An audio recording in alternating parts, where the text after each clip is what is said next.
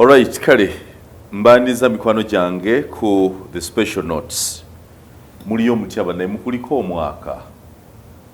Tubulanganye tubadde mukasiriikiriro kwoli mukako nange ndi mukange nenoza nti mwena muli balamu gye muli bulungi. Abatuweereza obubaka obw'enjawulo obutwebaza, abagoberera emikutu gyaffe gino ebikimbagano mwena mbebaza. Ensi empya gye tulimu olw'obudde bwe tulina obufunda online eno essimu yo eyinza okubanga yekuyamba okusigala ng'ofuna amawulire amanguko okusinga bawandigafunye mu ngeri endala. So njagala kuwaniriza mu special notes tutandisa omwaka guno n'ebintu ebikulu nga bibiri era byombi nja kubyogerako but at different times. Amawulire agasinga okuba amanene ennyo ge gaali ag'okutemulwa kwa dereva wa Pastor Bugingo wa House of Prayer Ministries omukulu Richard Muhumuza. Kitalo nnyo, kitalo ddala, tusabaayo Katonda amumuze mirembe, amulamule bulungi, amusonyiwe byamusobako. Ate ne mwami Bugingo yasimatuka eyawonera awatono naye twagala okumukulisa ekibambuliro ekyo.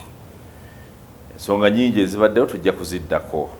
N'ensonga ey'okubiri y'Abanafu National Unity Platform NUP abakyusa mu bukulembeze okuva ku Mathias Mpuuga okutuuka ku Joel Ssennyonyi as leader of Okundebwa besijja kwagala kwogerako mu budde buno. So I'll handle the two topics at different times, but most importantly, this is my opinion. I need to be categorically clear. What I say is entirely my opinion. It has chances of being your opinion too, or it also has chances of being the wrong opinion from yours. It could make sense to you, but can also be useless and nonsense to someone else. So just put at the back of your mind that this is my opinion, drawn from my experiences, from my own influences, byemmanyi ne byendaba ngeri eno. Bugingo si muntu mupya mu matu gaffe. Ndowooza ye mubuulizi w'enjiri ow'ekyasa kino asinze okukyaka ennyo mu Uganda, ng'akyaka olw'ebintu nga bina. Olw'ebirungi byakola mu mbula ey'enjiri, olw'ebibi byakola mu mpeereza eri abantu, olw'abo abamutegeera ennyo n'olw'abo abatamutegeerera ddala. Bugingo ensonga lwaki bamuyita controversial, waliwo byayogera nga abategeera babitegeera nnyo ate abatabitegeera ne batabitegeerera ddala. Wabawo byayogera nga ge mazima ddala n'ebyaba byayogera nga birabika ng'obulimba mu maaso g'ensi. So si muntu mupya gye tuli, he is a controversial pastor.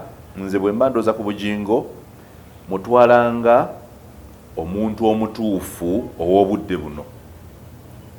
Bugingo ayinza okuba nga si ye mubuulizi w'enjiri asinga, just ye mubuulizi w'enjiri eyajjira mu budde obutuufu okuziza ku nfaanana y'abantu ne bwe tuli.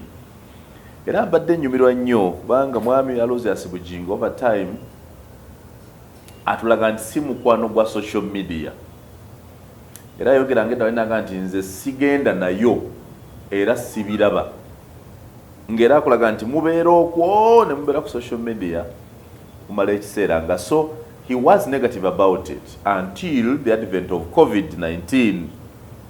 COVID-19 bwe yajja nga buli mubuulizi wa njiri kanisa ziggaddwa, they realized that the only opportunity you had to preach yali radio n'emikutu gino gimugatta bantu, social media. That's when Bugingo begins to like social media or to get closer to it and then communicate that it can also be used positively. Ate bwe yakitandika ne kimunyumira nnyo.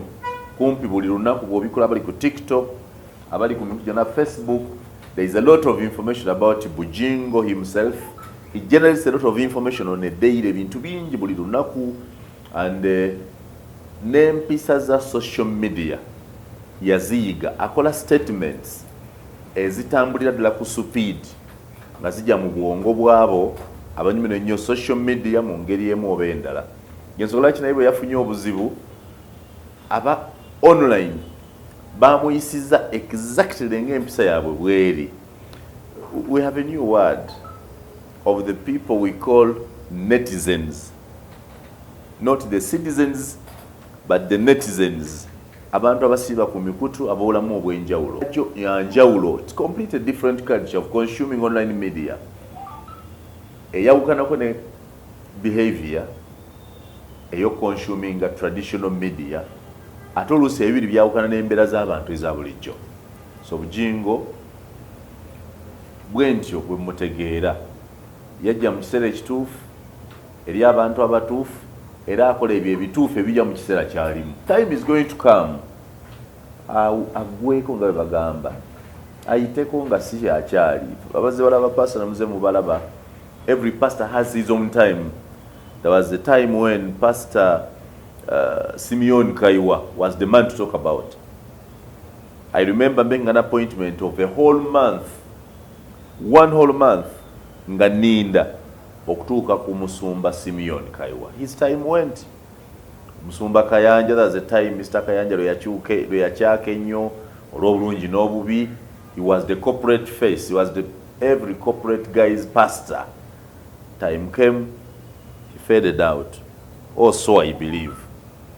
And so n'abalala waliwo bapasita batono nnyo mu kkanisa z'abalokole b'olaba nga balemeddeko nga tafeedinga, tagwa bbeeyi, nga we yeekuumira weewo, tayambuka nnyo ate takka nnyo. I think the example I can give ye Musumba Joseph Serwadda owa Victoria Church. Serwadda musajja muyivu nnyo. First of all, he's an educated pastor, very educated, well educated, but he's also extremely polished in behavior. He never goes to the extreme, he never goes low.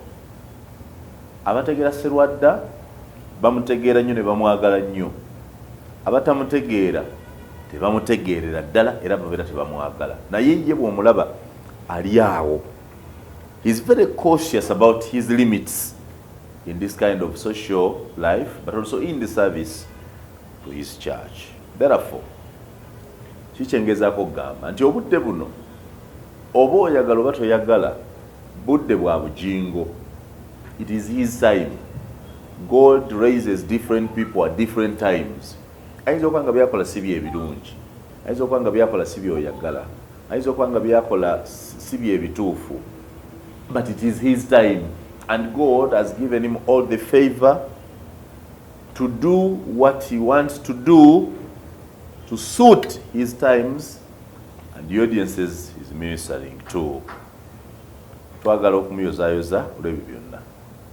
Naye ekisinze okuneewunyisa mu bannayuganda, bannayuganda baga nti bantu ba Katonda, ne tugamba nti motto yaffe nti for God and my country. For God and my country kitegeeza nti ku lwa Katonda n'ensi yange. Ugandans behave like they believe in God. Ugandans believe the lies from politicians. Ugandans believe the lies from so many other people. I have been asking myself over the week, lwaki bannayuganda bagaanye okukkiriza nti Katonda asobola okukola ebyamagero nga Bugingo bw'abyogera? Why have you refused to believe that the story or account of the happenings that Bugingo is giving is correct? Lwaki tugaanye okumukkiriza? Asumbye abantu bangi, abulidde abantu bangi, akoze ebintu bingi.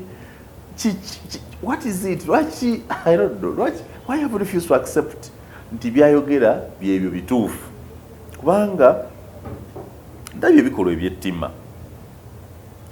And I'm right to say this. Abantu nga bakola katemba, bakola bu clips, bakola bu videos, bajeregerera, basekerera, bajungulula, banafuya, basaabulula ettemu eryatuuka ku bugingo. Abamu gaga nti accounts ziri nyingi nnyo, njagala ozigendamu at the right time. I wanted to have a board, a whiteboard. You know, mu communication tusoloza amawulire mangi n'ogenda ng'osunzamu nti kino kikola eggulire, kino tekikola. Kyobalaba munnamawulire ayinza okubeera ku mukolo okumala olunaku lulamba, a whole day, 12 hours, ne najjamu akawulire oba eggulire lya ddakiika emu yokka lye bakusomera mu mawulire aga radio oba aga TV mu ddakiika ey'emu, oba page ennamba oba half page efulumidde mu lupapula lw'amawulire, New Vision, Booked, the Daily Monitor, Observer or anything else. Because tukozesa method gye bayita elimination. Collect so much, have all the facts, condense and reduce the facts to only what is relevant or ready or ripe for the consumption of your audience. In criminology, ng'onoonyereza kumenyebwa amateeka, the same method applies. In investigations, ekyo kyennyini nabo kye bakozesa. Collect everything, but genda ku board. Bwe bagenda mu board kati nga mu room muno mwentudde, you go reducing one account by one by one, notuka ku investigations. Ekyo kye bayita investigations ezikoleddwa professionally. It's called an elimination method.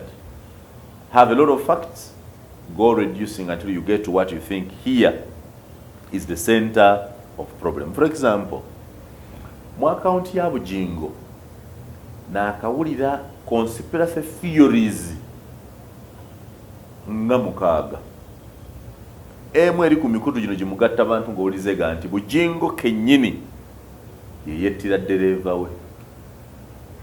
Era ng'olaba oli wagikuzimbira akuwa reason.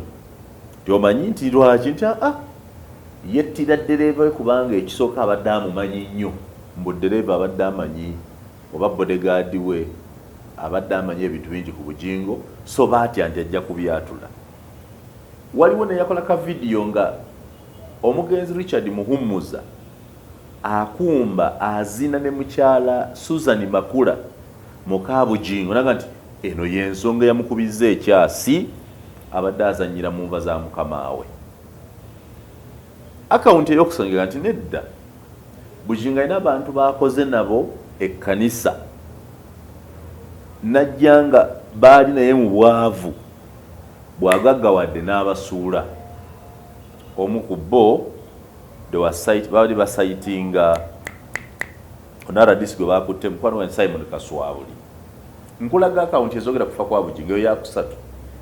Kaabala nti nedda omukazi ono gwalina ono omupya ono Susan Makula, omanyi abakazi bazibu nnyo, yandibanga ye yakoze olukwe ayagala batte Bugingo oba atte Bugingo yasigalewo yeddiza obugagga obwo bwonna. Ko omulala nti ate oyo tabutuuka nako. Oli omukulu Teddy Nalusogo yawukana naye n'abaana, kwe kuyinza okwanga kwavudde olukwe olwagala okumumalawo. Bamanyi nti bwe bamumalawo ne Susan Makula anaaba avuddewo, obugagga n'ekkanisa bibaddire. Tuli mu akawunti ya 5 ewera kufa kwa Bugingo. Ey'omukaaga Bugingo asusse okulumba abasiraamu, avumira amanyira eddiini y'obusiraamu, atyobola Nabbi subhanahu wa ta'ala bwe bityo. Ekyo nakyo kirabika kyekyamuviddeko. Era oli n'aleeta n'akatambi ng'oli amulabula nga nti ffe ku ddiini y'obusiraamu kino kiveeko. Era bw'okalaba you have cause to believe nti omwami oli yalina obusungu. Kyemmanyi ku ddiini y'obusiraamu kibagamba bulijjo, omanyira kirala tomanyira ddiini yaabwe. Tokyusaako wadde ennyingo, togattako, towenjula, tolina kintu kyonna kyogattako. It is as nga bwe kiri bw'oteekwa kikola. So accounts zibadde nyingi najirabe y'omusajja nga nedda toyinza kumanya eddiini yaffe n'ebirala ebifaanana bwe bityo. Account ey'omusanvu iga nti Bugingo naye alumbye abasumba bangi, ayina olutalo kumpi na buli musumba nti ayina olutalo. Yavuma Serwadda, n'alumba Kiganda, n'alumba Ssenyonga, n'alumba Kayanja, yavuma Pastor Iga, n'alumba ani omulala ono, there is each other pastor, Pastor Kakande. Eyo naye akawunti eri awo, bw'olowooza nti oba oli awo olukowe lwava. Kaabala nti nedda, Bugingo muwagizi nnyo wansi ya Isirayiri, asabira Isirayiri buli lunaku, ajagala nnyo, ajogerako buli kiseera. Ne mu kiseera kino nga waliwo alowooza nti Isirayiri ekoze ettemu ku bantu be Gaza, mutalo na Bahamas. Era Bugingo abadde asabira Isirayiri nga kati ebintu ebizibu, that's international politics. Tomanya nga abamu ku bali mu lutalo bayinza omupangira. Akawunti ey'omwenda, ensonga ezakubiza Bugingo zetu. You know, ugenda ku social media, you collect a lot. Account ey'omwenda, Bugingo alumba abasiyas, abavumirira, ali ku front line, ayogedde nnyo ku basiyas. Ate abasiyas bano bantu bagagga, bantu b'amaanyi, bayina ssente ne network esobola okusponsoringa okuttibwako omuntu babagadde. So kyandibanga abasiyazi bebalumbye Bugingo. Akawunti ey'ekkumi, Bugingo avuma nnyo Nuupu, avumira abaana ba Nuupu, n'ayogera kino n'ayogera kiri n'ayogera kino n'ayogera kiri ku ba Nuupu. So obukyayi bw'ataddewo ku Nuupu bwanange bwebunvubiriddemu obuzibu. Ate n'ekyo kiri official obukyayi bwe nabadde nsoma statement ya president wa NUP kojjange ddala Robert Kyagulanyi, era naye yakyogeddeko naga nti nkimanyi nga mwami Bugingo ayolesezza obukyayi bungi gye tuli, naye bwe yamaze n'amusabira okusuuka, n'amusaasira, n'amusabira omukisa. Ey'akawunti y'ey'ekkumi nti muntu wa asuusuubya nnyo oba asoosowaza nafu yaba NUP ngalaga nti ye mu kwagala muhoozi yayitawo. Ekyo tebamuwaayiriza kituufu. Bugingo ayagala nnyo muhoozi Kainerugaba nnyo, kubanga ne bwe nagendayo okumulaba ku Lwomukaaga ne bw'aba asaba, Bugingo yasaba essaala ng'atusabira ffe, ng'atusabira tumaze twasooka ne tumusabira abagenda omulaba. Bwe yamala n'atandika okusaba essaala, mu ssaala ya Bugingo aga Katonda mugulu yasabira muhoozi nga mpulaga nti tusaba Katonda omwana ono afuge, n'agatako nti ate afuge nga kitaawe mulamu. I heard that with my own ears. Nga Bugingo essaala ye asabira General Muhoozi Kainerugaba afuke president wa Uganda, era n'akistressing nti tayagala Muhoozi afuge nga Museveni yafa, ayagala taata aweeyo obuyinza eri omwana, ate omwana afuge nga taata waali alagirire.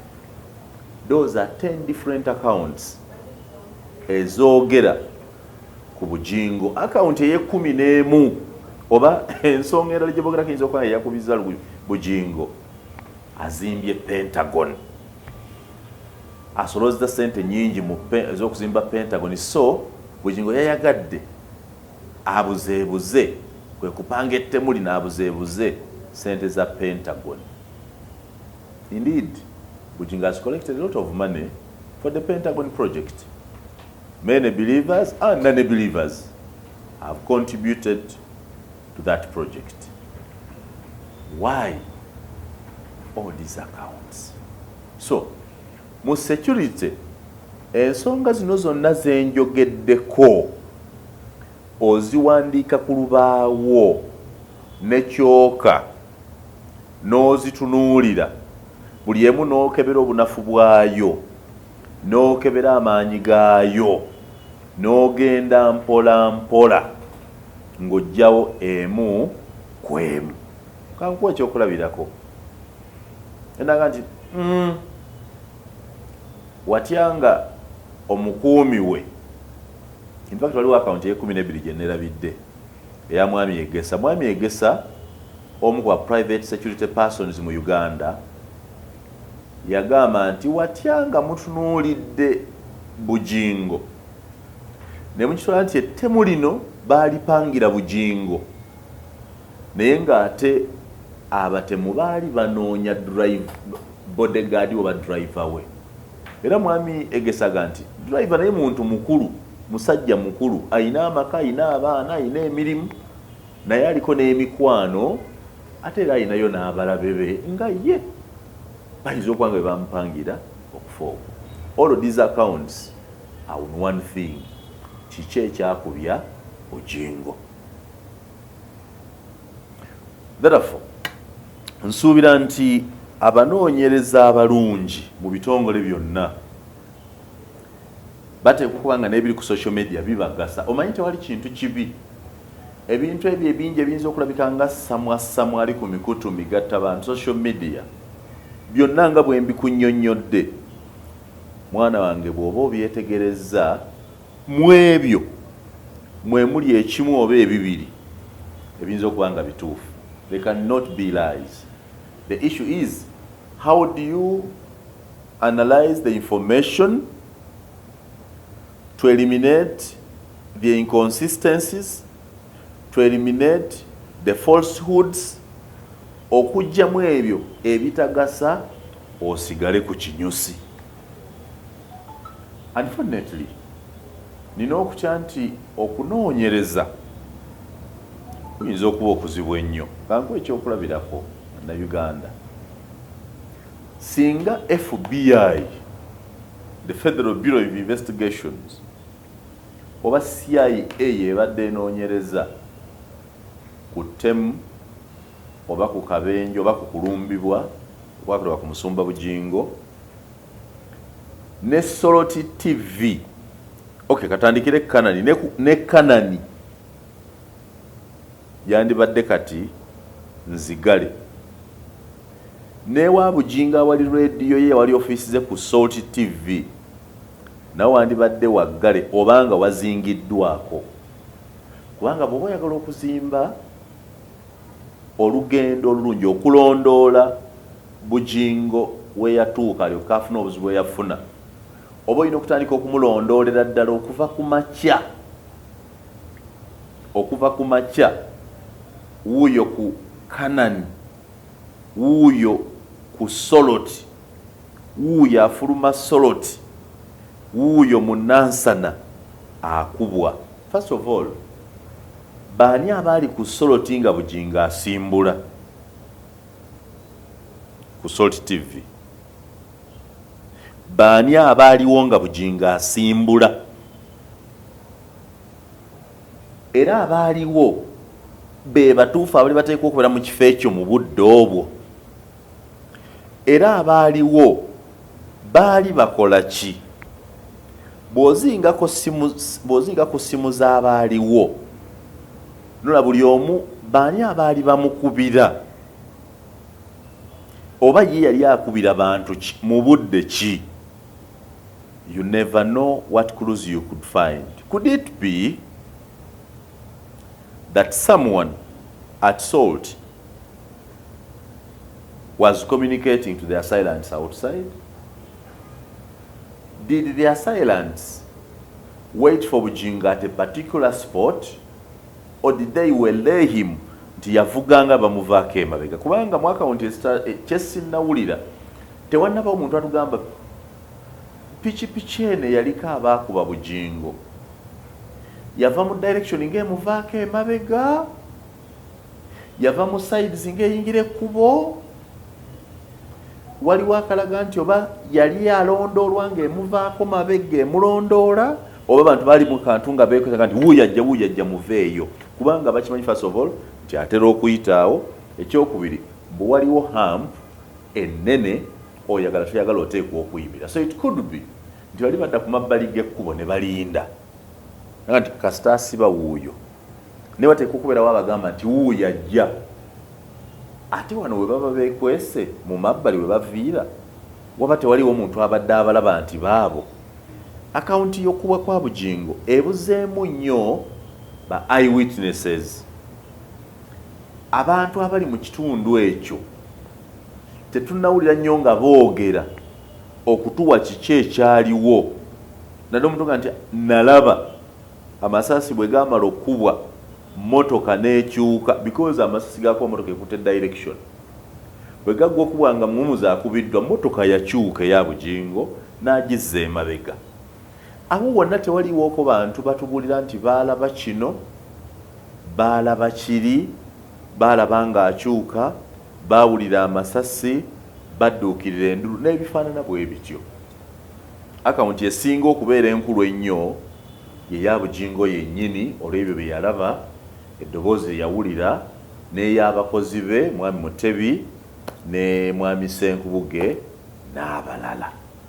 This is not to mean that I doubt the attack in any way. I do not. I believe the attack because nalaba with my own eyes. Nze kennyini abalabayo boogera mpuleyo boogera. Nalaba ku kiwundu ky'emmundu, ku kiwundu ky'essasi eryakuwa Bugingo. Mmanyi we kiri, nakirabako, era nsobola okudescribe nti ekiwundu kya Bugingo essasi teryamukuba nti lyamuyingiramu, nti it is a deep wound, nti essasi lyayingira munda. No.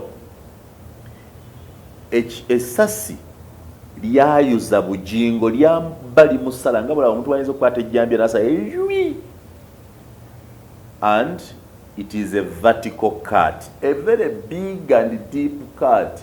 It is vertical up on his left shoulder. I saw it with my own eyes. I don't want to see it again. It is deep. So, ekiwundu kyamusala busase cwi ne kimutwala. Kirabika essasi eryamukuba teryatuukira na ku mubiri gwe, liringa eryasa ne libanga oba erikubye entebe ne likakanyamu ku busungu kato ne kaligenda cwi, kubanga baamusala nga bw'osala ekyambe vertically, not horizontally.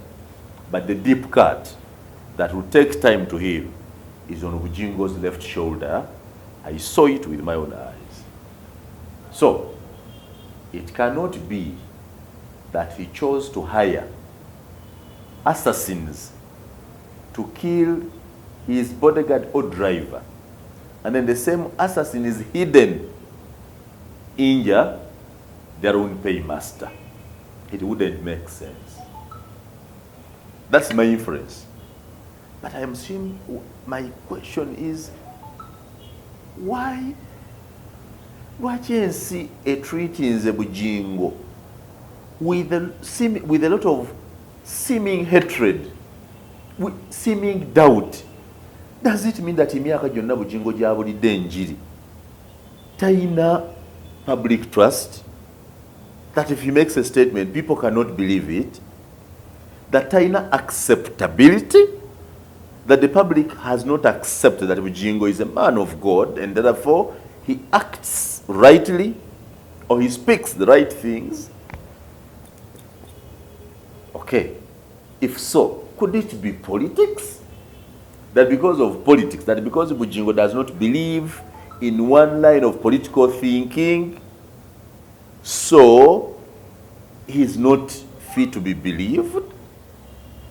Is it actually political? Because you know the common mind, when you live in a house where there is a thief, ngoina omwana omunga mubbi, n'abaana bano bayinza okubbira mwoli naga nti bajja kugamba nti gundi. You don't think about that. We could, I think the most prominent account eri mu bantu about Bugingo's shooting is the one of his political statements or his perceived support to General Muhoozi Kainerugaba. The other one is about wealth. That may be about the money. Ali mu za Pentagon. Out of the 12 accounts zonna ze njogeddeko, the account that seemed to be most popular among the public is maybe his political statements, maybe his Pentagon project, or maybe those he has worked with and parted ways. Maybe, and you can see what's happening. Why are Ugandans doubting what God can do? I personally think the God I worship is a God of miracles, and I told Bugingo this when I met him. Namugamba nti mwami Bugingo, togezaako kunnyonnyola kintu kyonna mbu walaba ekyaliwo oba wakitegeera. Ne mugamba toyinza na kulimba muntu yenna nti wamanya kati amasasi gaago gajja kango wansi w'entebe. Ne mugamba nti ekyaliwo mu kiseera ekyo, what happened to you, you cannot explain. No human being can explain. Only God can explain what happened. Not even the dead. Nebwozuukusa Richard Muhumuza n'azuukira kati n'omubuuza ekyaliwo, bw'aba ajjukira ennyo ayinza okuba nga ajjukira essasi eryasooka, tayinza kunnyonnyola masasi gaddirira. He cannot. It is beyond human control. It's beyond human imagination.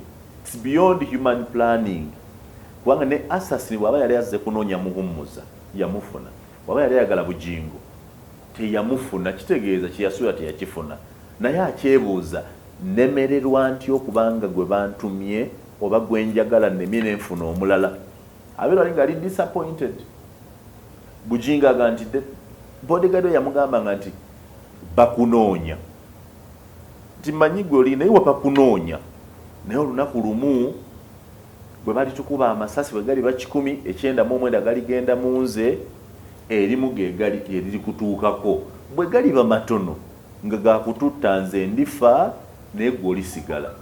Dereva eki yamugamba oba bodyguard we kyekyaliwo. Bugingo yakuwa essasi limu lyokka ku masasi gonna agakubwa. I can confirm essasi limu lyokka liryakwata Bugingo, wabula ne limuyuliza ddala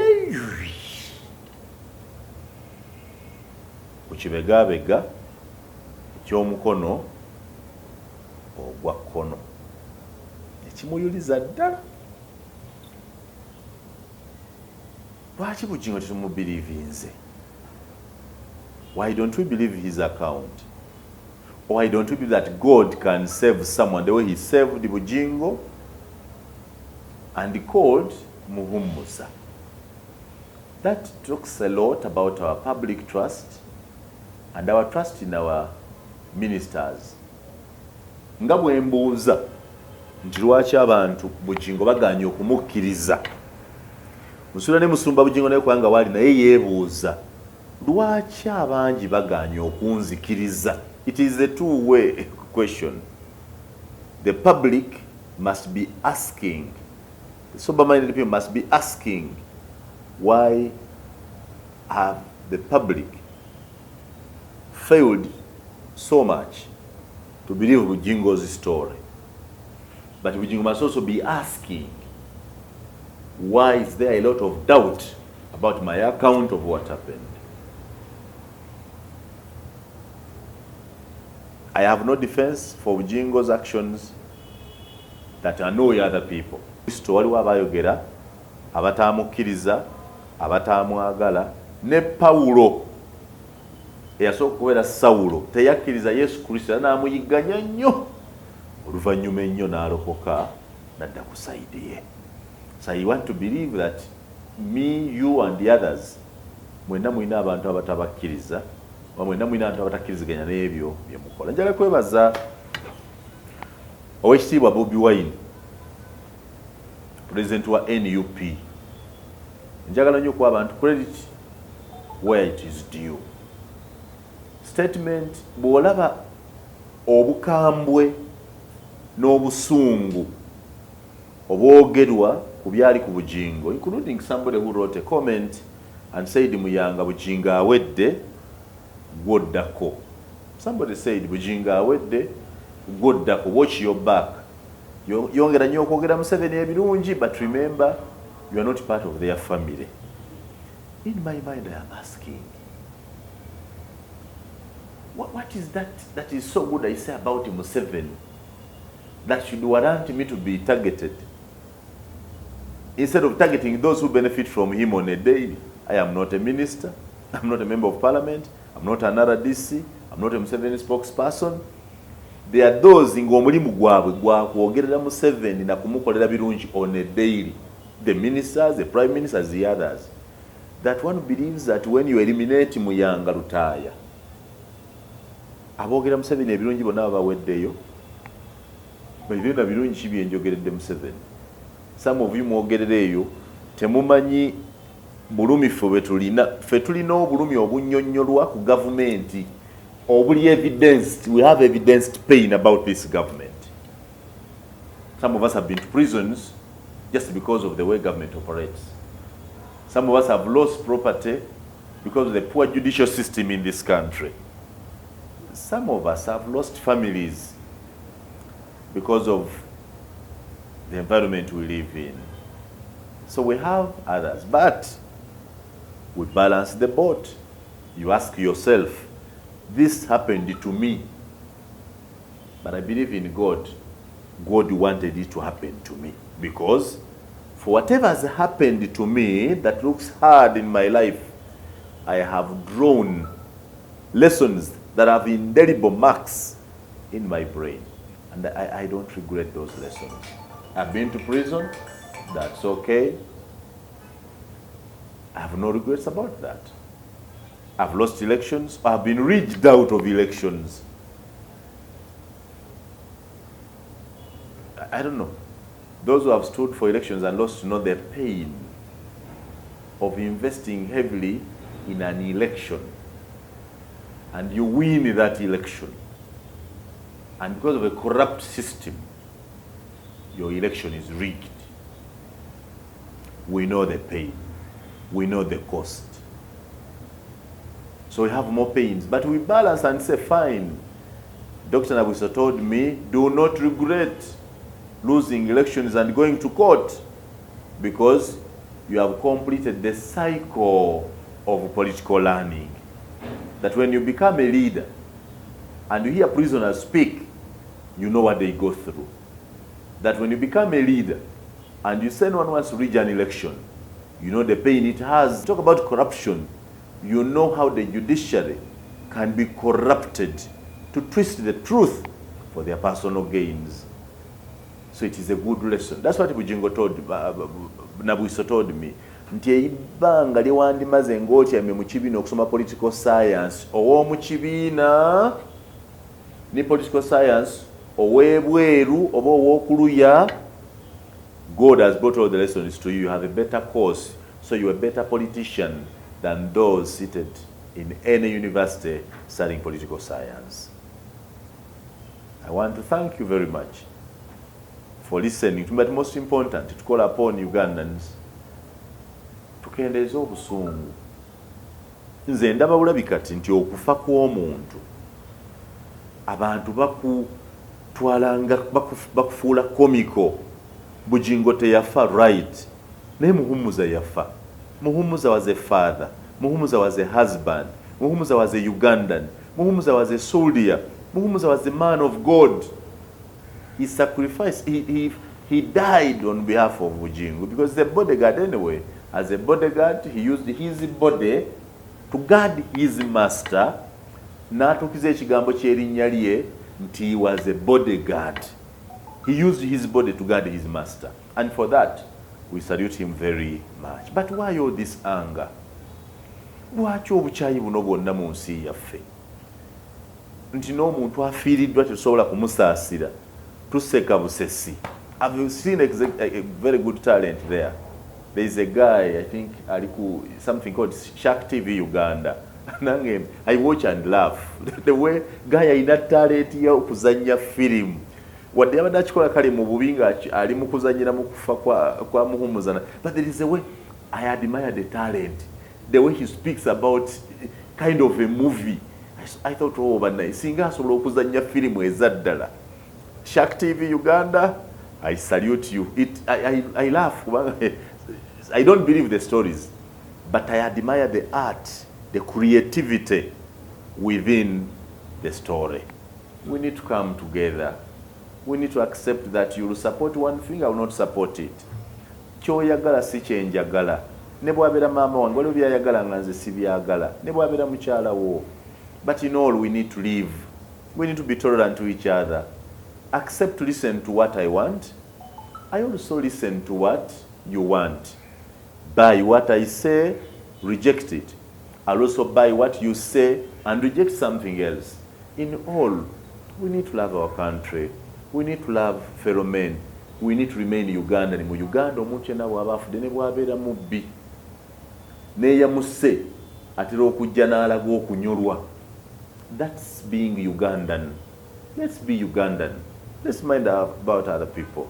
Let's be. But above all, let us trust the systems above us to investigate. Njagala pressure abantu gwe bataddeyo ku bya bugingo. Nandibadde njagala pressure abantu gwe bateekawo ku security agencies za wano zitubuulire what happened. Not about Bugingo alone, but about several others. Bobi Wine in his statement ng'asasira Bugingo yakyogera. And we have been saying this one bad after the other, and we've seemed to lose trust that we'll ever get the truth, but only remained with one question: who is the next victim? Enjiri, kozi mugamba basumba nti abasumba bave mu byobufuzi tekisoboka nga butaniza gamba bannabyafuzi bave mu byeddiini. Ebigambo, the biblical citations that wakitibwa Bobi Wine used, wetaaga osome statement ya Bobi Wine. Nammwe mwenna abalooza nti muli ba NUP oba muli ba opposition oba temwagala Bugingo mukikola lwakuba Bugingo awagira muhoozi, musome statement ya Bobi Wine. It is mature. Tuyinza okuba ne differences zaffe, ayinza okuba tatwagala naye tetuyinza kumuddiza muliro gwa butatwagala. Katulage obukyayi, tumulage omukwano. One time love will break his heart to get to our side. That's what we all do. Nyinza okuba njagala muhoozi nga gwoyagala mulala, nguza gwoyagala nkukuze gwe njagala. Tuyinza okukkaanya, tuyinza obutakkaanya, but that's life mwatu. Life continues for God and my country.